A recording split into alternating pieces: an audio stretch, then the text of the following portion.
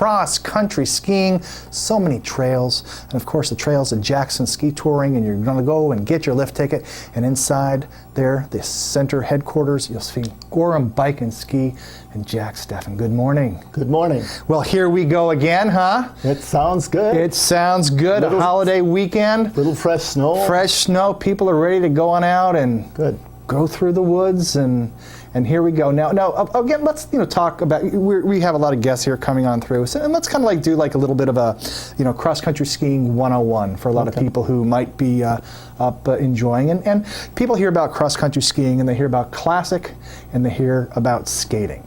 What's the difference? Well, the real difference has to do with effort. Classic is the old diagonal stride that I think most people are most familiar with. They really do take different equipment, though. For example, the skis for classic have 3 zones in them. A glide zone, a front glide zone, and then the kick zone in here underfoot. The classic has, think of it as almost an alpine ski. It's glide the whole way. It's got a little bit more of a camber, a little more arch in there. Right. For a classic, in order to propel yourself forward, you have to collapse the ski on the snow. It's a balancing act for your weight to the ski. So you have to be able to collapse that, make contact with the snow, push off. When your weight is evenly distributed, you want this camber to be off the snow so there's no glide. Gotcha. For the skate ski, you never want to flatten out that ski. Again, you have to have your weight matched to the ski, so you want some rebound. You have to collapse it somewhat, but not totally. Otherwise, the ski gets real squirrely. So if I'm just starting out, how do I know which one to try? Well, I think the easiest one, and most people will start out with classic. It's been around forever.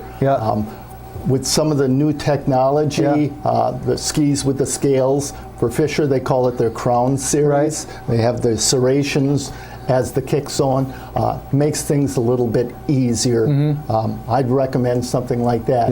And then if you'd like to get involved in the skating, you can always progress up to that. I bet if you're a Bruins fan, you just start on skate skis. I think you're right.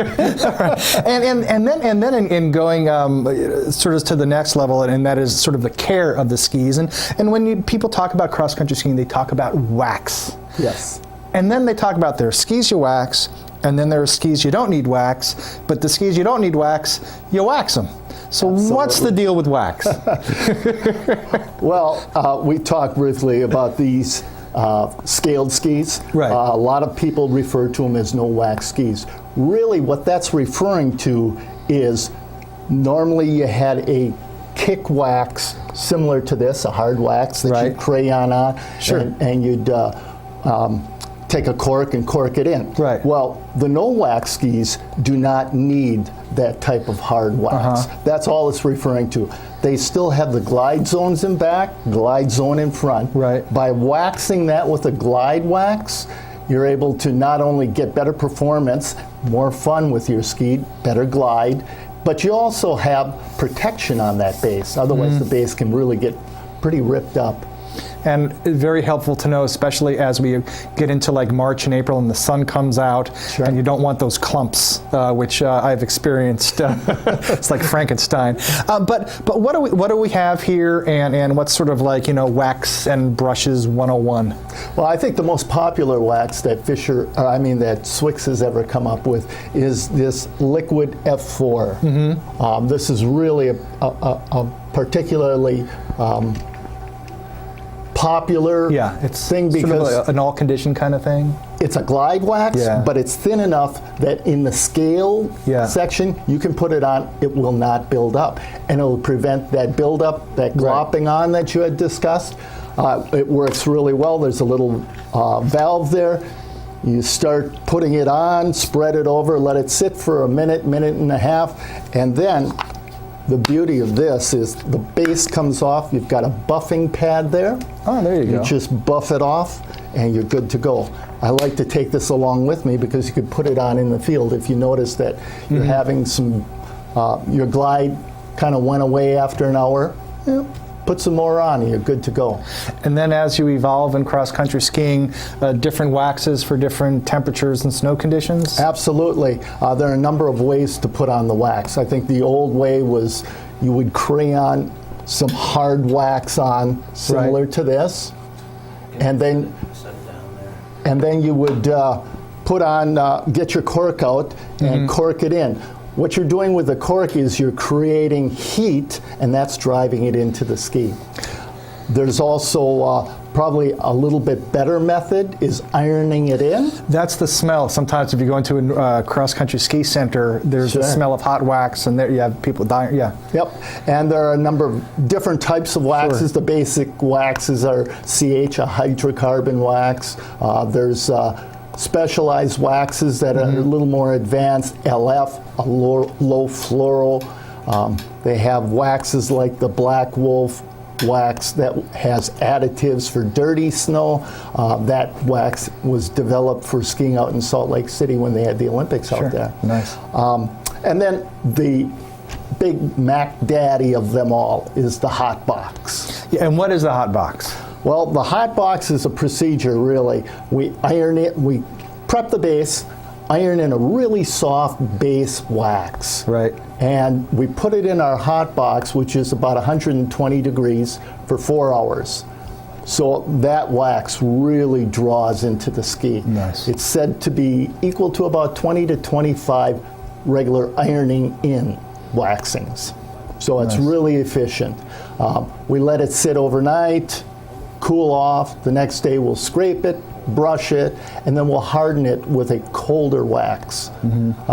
Scrape it, brush it, and then after that you may go with the wax of the day. Excellent. Well, speaking of that, it's a good segue. We're going to do a watch and win, and Jack's been kind enough to bring by a certificate for a one free cross-country hot box. And before we go to the phones, we have a question. Just also, again, the Olympics, and we've had a lot of Olympic skiers come through Jackson. I remember Keegan Randall has skied there. Yes. We, a couple of Dartmouth, Ida Sargent has skied there, of course. And now, of course, locally, we have Sean Doherty, who's named to the biathlon team, 18 years, Kennett graduate. So a lot of people in the Olympic year, they start hearing about it and seeing it on TV, and they want to try it. It's really pretty spectacular. There's a biathlon course up in Jackson that's in use.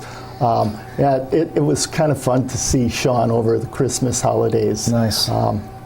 Clearly, he is a driven individual. There you go. Well, we're all kind of driven up here, but it depends where we go once we're behind the wheel. Yeah. Well, anyway, Jack, thanks for stopping by. And again, Gorham Bike and Ski, they're up at Jackson Cross Country Skiing Foundation. And let's do a watch and win right now. 356-6619. And here's the question. Good basic question. You've been paying attention.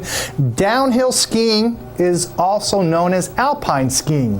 What is another name for cross-country skiing? 356-6619. Give us a buzz, and we're going to go to the the excitement, Jack. The excitement. 356-6619. What is another name for cross-country skiing? Hi, what's your answer?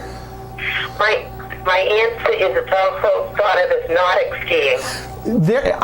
That is great. We the world calls it Nordic, but up here we call it Nautic. And that is correct. Thank you very much. Who are you?